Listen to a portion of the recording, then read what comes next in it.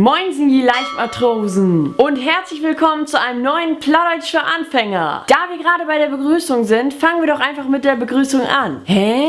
Genauso würde ich wahrscheinlich auch reagieren, wenn mir das jemand so erzählt hätte, wie ich euch das gerade erzählt habe. Ich bringe euch heute bei, wie man sich auf Plattdeutsch begrüßt, also aufgepasst. Vielleicht denken jetzt einige, oh, ist ja voll einfach, da sagt man einfach Moin. Das kann man ja zu jeder Tageszeit sagen. Das ist auch ganz richtig, aber es gibt ja zum Beispiel noch Guten Tag, Guten Abend, Guten Morgen. Gibt es ja auch noch. Also man muss nicht nur Moin sagen, man kann auch andere Sachen sagen und die werde ich euch jetzt beibringen. Zum Beispiel sagt man ja auch Tag auch. Das heißt auf Plattdeutsch Dach auch.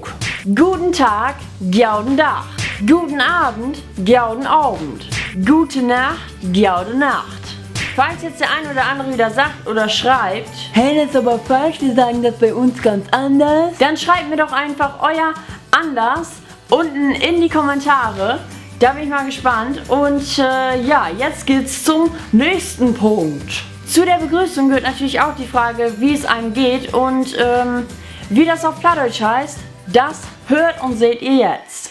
Wie geht es dir? Wo geht dies? Oder man sagt auch, wo geht die dat? Mir geht es gut. Mir geht gjaut. Mir geht es bestens. Mir geht alle bierst. Geht so. Geht so. Könnte besser gehen. Kun bete gehen. Muss ja. Mut ja. Es könnte mir nicht besser gehen. Dat kun mir nicht bete gehen.